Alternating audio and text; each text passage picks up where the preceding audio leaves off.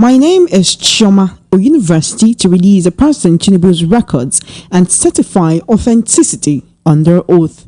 Kano tribunal sacks NNPP's Governor Yusuf, declares APC's Gawuna as winner. CJN laments Nigeria judiciary is burdened with too much court cases. And Ekiti PDP recommends expulsion for Fayose. On the foreign scene, Iranian women face 10 years in jail for inappropriate dressing under hijab bill. Details now.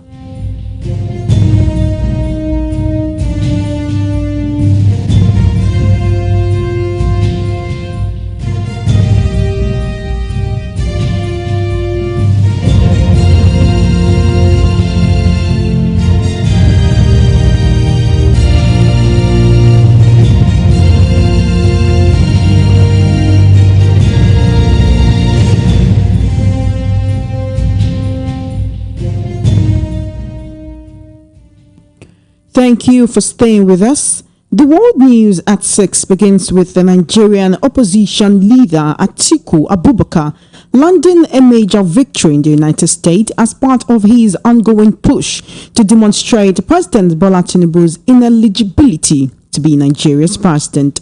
A federal court in Chicago ruled on Tuesday night that Chicago State University, CSU, must turn over all records relating to President Tinubu to Atiku Abubakar within 2 days, saying the former vice president has been able to sufficiently satisfy the purpose for seeking the records. Judge Jeffrey Gilbert also ordered a deposition of designated CSU officials within 2 days after the records have been released, noting further that the process can be conducted during the weekend if necessary. The order comes hours after Atiku Abubakar filed his appeal to the Supreme Court following the September 6 judgment of the Presidential Election Petitions Tribunal that upheld President Tinubu's victory. Abubakar had on August 2 filed an application for the court to order CSU to produce a document relating to the president, as well as leave to get the school's administrators to authenticate any documents submitted under oath. The candidate of the opposition People's Democratic Party, PDP, said the President Tinubu should not have been allowed to run for president as he had submitted a forged document under oath in violation of the Nigerian Constitution.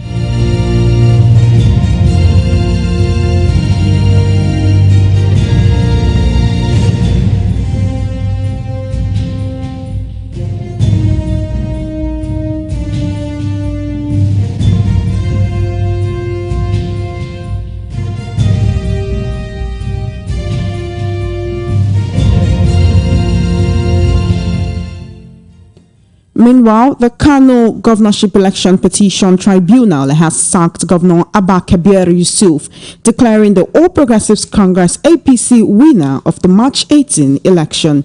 Yusuf, who contested on the platform of the New Nigerian People's Party NNPP, was declared Electoral Commission INEC. While Nasser Gawuna, his APC rival, congratulated him, the party proceeded to court. Today, the three-man panel ordered withdrawal of certificate of return, which INEC presented to Governor Yusuf, and directed a certificate of return be issued to Gawuna instead. The court also deducted 165,663 votes from Governor Yusuf's total as invalid votes, stating that the ballot papers were not stamped or signed and therefore declared invalid. All three grounds of the petition were resolved in favor of the APC. The grounds are membership of Governor Yusuf of NNPP, non-compliance with the Electoral Act and total lawful votes, invalid ballot papers used in the election. The NNPP has kicked against the judgment, vowing to challenge it at the Court of Appeal. The judges were absent in court as they delivered their verdict through Zoom. Their affairs in Kano following the sacking of Governor Abba Kabir Yusuf of the New Nigerian People's Party by the Governorship Election Petitions Tribunal. Traders have started locking their shops in Kano major markets as people are rushing to go home. Now joining me to discuss this and other issues on the world news at 6 this evening, we have Sir Cosmas Okorafor, the publisher of the Aviation Magazine and a public affairs analyst.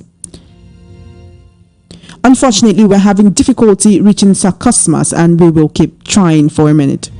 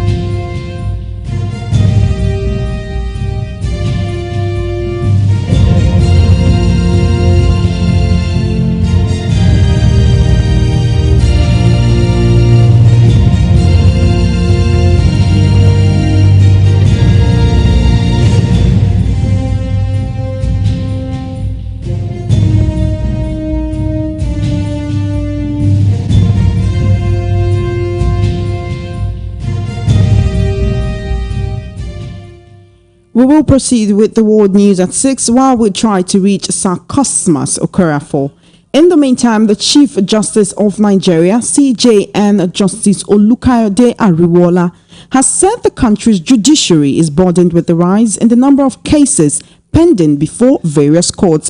Now we have reached Sir Cosmas Okorafor. Good evening, sir. Good evening. How are you? I'm great. Thank you so much for joining me on the world news at 6 this evening. Thank you. All right, let's quickly delve into an issue that has been, it's been on the lips of Nigerians for a while now, and that is the issue that bothers on the President Tinubu's Chicago State University certificate that has been a bone of contention in the election petition tribunal sitting at the appeal court and now going to the Supreme Court. Apparently, it is victory for Atiku Abubakar of the PDP as the U.S. court has ordered the Chicago State University to not only release President Tinubu's records, but to certify that that is the authentic records under oath. Now, Atiku has been accusing the president of submitting a certificate to INEC that he said was forged. And we do know that Section 137, subsection 1J of the Nigerian Constitution, amended in 2010, specifically states that no one will be legitimately elected president of Nigeria if the person has presented a forged certificate to INEC, and that is the bone of contention at this moment. Atiku is going to the Supreme Court. Do you see him having a case? Do you see this as a major milestone for him, that he's gotten something he's always wanted and he will probably win at the Supreme Court now that this certificate will finally be issued in 2 days' time? Yeah, thank you very much for inviting me to comment on your program. The issue surrounding President Tinubu's certificate has been overflown. And I do know that the court is a common hope for every man. Atiku, His Excellency Atiku Abubakar has approached the court. I think the Nigerian people should be patient and wait and see what will be the decision of the court, because as it is, nobody can take the law into his or her hand, and all this while the court have been deciding on issues of importance. And then if you watch, also if you listen to what happened today, I'm just having information that in Kano, the NNTP governorship election has been overturned. Yes. What we're saying here is that I think all this while since the campaign of this started, Nigerians have been inundated with calls concerning this certificate saga. I think it's high time for the court to now decide finally for everyone to know exactly the true position surrounding this certificate issue concerning President Tinubu. All right, thank you, Sir Okorafor. You spoke about the overturning of the election of the NNPP candidate in Kano State. That was going to be actually my second question. Now we know that the election tribunal sitting in several states have been giving different judgments on the various governorship elections, that held earlier in the year. Right now, there is palpable fear in Kano State, which seems to be a stronghold of the NNPP, that it seems that they have lost to the APC governorship candidate right now. Do the people really have a reason to fear? Traders are locking their shops in Kano major markets. People are rushing to go home. They don't know what will happen next, as it is now that the election, or rather the tribunal, has favored the APC in their judgment. Yeah, well, what is puzzling is that the NNPP candidate is an opposition party that won that state. Like I said, it is the court that will say this is what the law says, and for the common man to run with that interpretation. As it stands, I don't know what is going to be the next line of action of the opposition party. As it is, Nigeria too will be waiting to know finally if the decision of the court is the right thing, or whatever they decided was the right thing to be decided on this day. But the most important thing is that it's high time for the Nigerian courts and the judges who are presiding over matters, legislative matters, to understand that the time has changed and the right thing has to be done. Because if people protest after judgments are given, that means that there's something to eat. But if people go home peacefully after a judgment is given, then you will discover that there's confidence on the on the court. So one will expect going forward. I know that elections, so the opposition party is winning some states and then losing some states. Those who the ruling party APC is also losing and then winning some states. But the point is that the judiciary should stand tall and then make sure that their decision conforms with the aspirations and of the people. Though I do know that in court, the court is not for Christmas. It is what you pray that they give you. But evidence that is not overwhelming should be looked into critically to avoid putting the country in a state of anarchy. That's my take on that.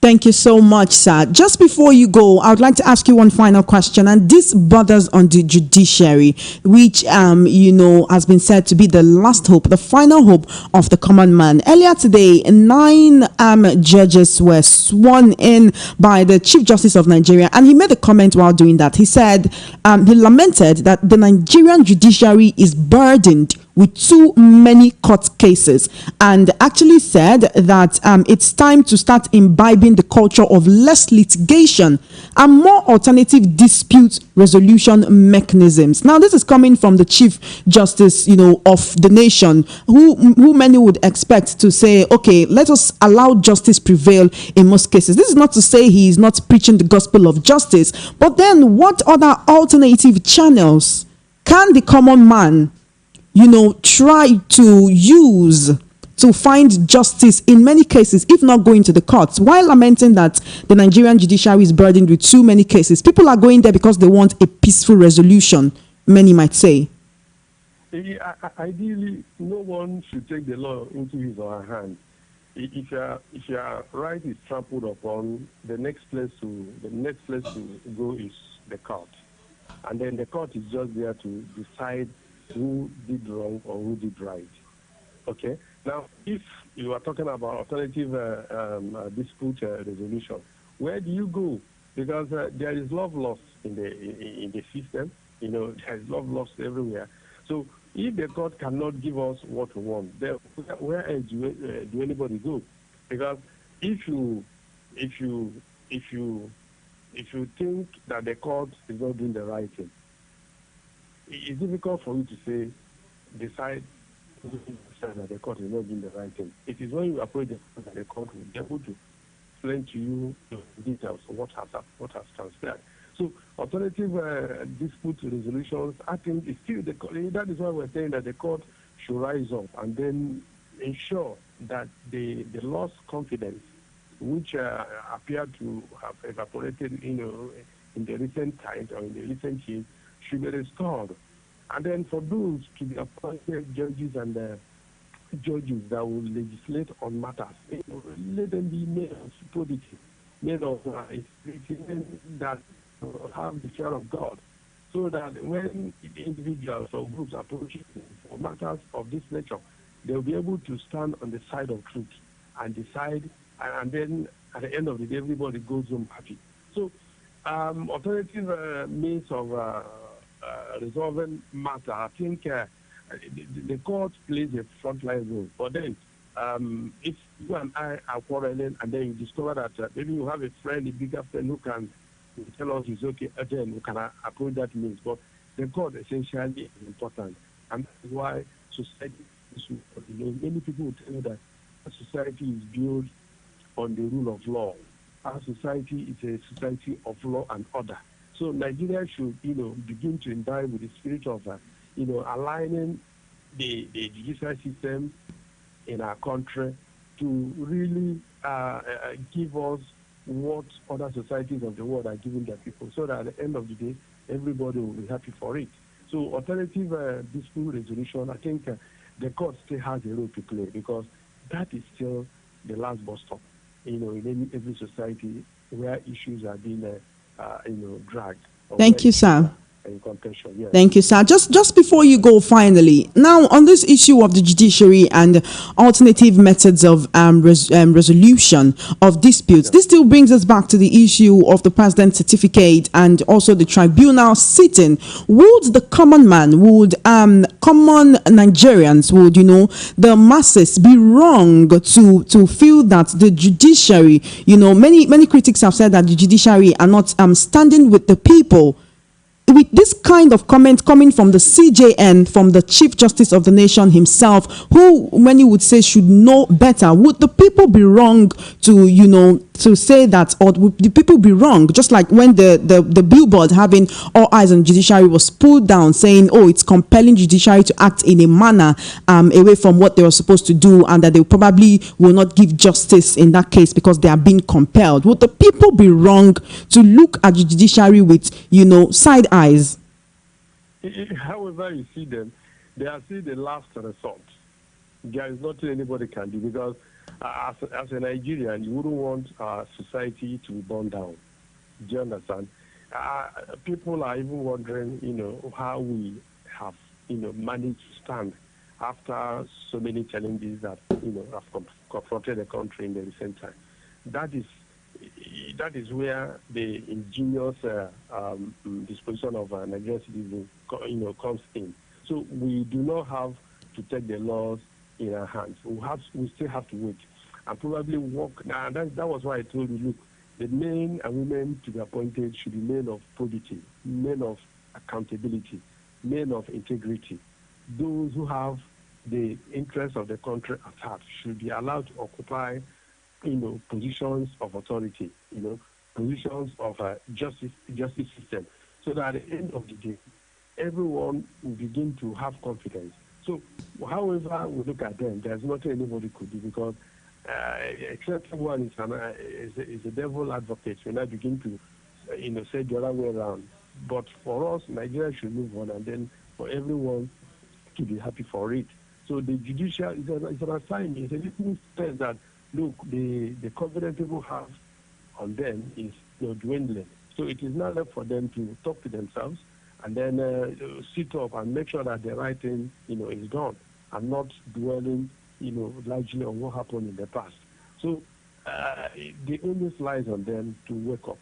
And then why we pray that our country, that things will work for better for everybody, because what we're looking for is the common good where everybody will be happy, and then tell him or herself, look, I'm a proud Nigerian. That is what every Nigerian wants.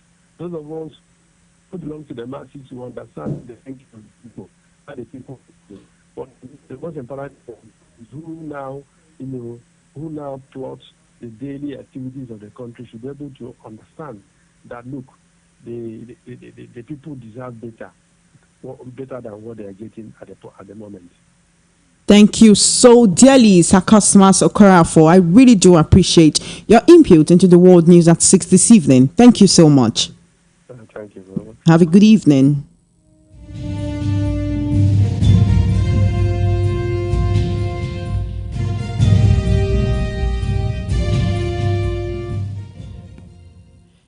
In the meantime, the Chief Justice of Nigeria, CJN, Justice Olukayode Ariwola, has said the country's judiciary is burdened with the rise in the number of cases pending before various courts. The CJN noted that it is an undisputed fact that Nigeria continuously ranks among the most litigious countries in the world.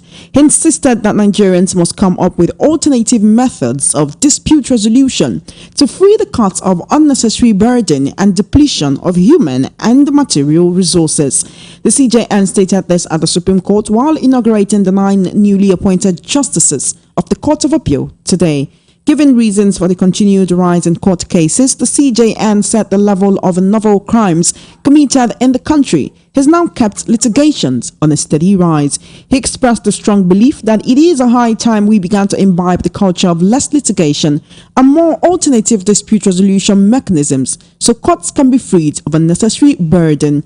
He urged the justices to redouble their pace to catch up with the expectations of the litigants as they have a divine mandate on earth that must be discharged with unveiled honesty and sincerity. Elsewhere, the Ekiti State chapter of the People's Democratic Party (PDP) has disclosed its plans to expel former Governor Ayodele Fayose from the party. The party stated that its resolutions and decisions seeking Fayose's expulsion have been forwarded to the National Working Committee.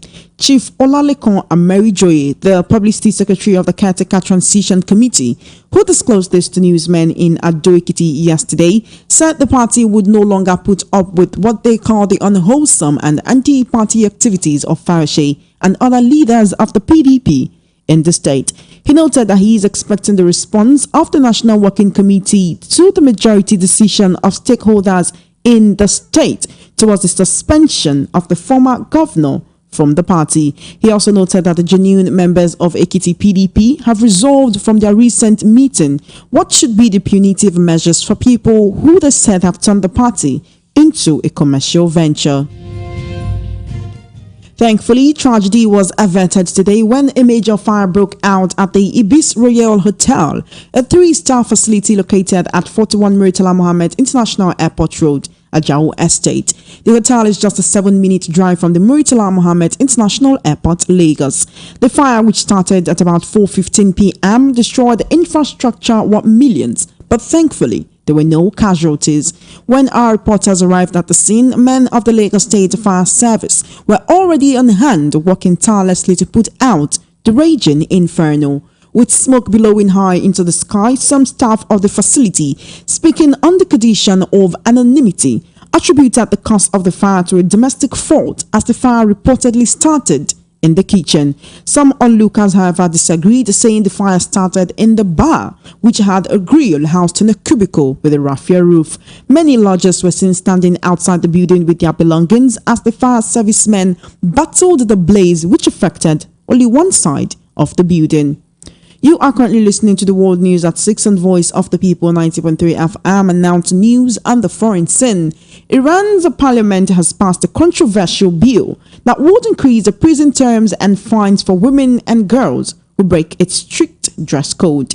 Those dressed inappropriately face up to 10 years in jail under the bill, for which a 3-year trial was agreed. It still needs to be approved by the Guardian Council to become law. The move comes 1 year after protests erupted over the death in custody of Masa Amini, who was held by the morality police for an alleged improper hijab.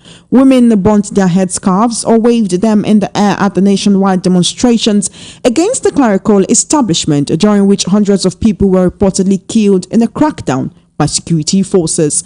A growing number of women and girls have stopped covering their hair in public altogether as the unrest has subsided despite the return of the morality police to the streets and the installation of surveillance cameras. Under Iranian law, which is based on the country's interpretation of Sharia, women and girls above the age of puberty must cover their hair with a hijab and wear long, loose-fitting clothes to disguise their figures. Currently, those not complying risk a prison term of between 10 days and 2 months or a fine of between 5,000 and 500,000 riyals. Today, members of parliament voted by 152 to 34 to pass the hijab and chastity bill, which says people who are caught dressed inappropriately in public places will be subject to a 4th-degree punishment. The bill will now be sent for approval by the Guardian Council, a conservative body of clerics and jurists who have the power to veto the bill if they consider it inconsistent with the Constitution and Sharia. And that's it on the World News at 6. Just before we wrap up, let's take a look at the top stories again. You heard that the U.S. court has ordered the Chicago State University to release President Tinubu's records and certify its authenticity under oath. You also heard that the Kano tribunal has sacked the NNPP's Governor Yusuf, declaring APC's Gawuna as winner. You heard that the Chief Justice of the nation has lamented that the Nigerian judiciary is burdened with too much court cases, and the Ekiti PDP has recommended expulsion for Fayose, the former governor. On the foreign scene, Iranian women face up to 10 years in jail for inappropriate dressing under a new hijab bill. And that is a wrap on the World News at 6. My name is Ijeoma Innocent. Please follow our social media handles at VOP903FM. For coverage of your live event and brand news mentioned on the news bulletins, do send a mail to news@voiceofthepeople.ng. Good evening and thank you for listening.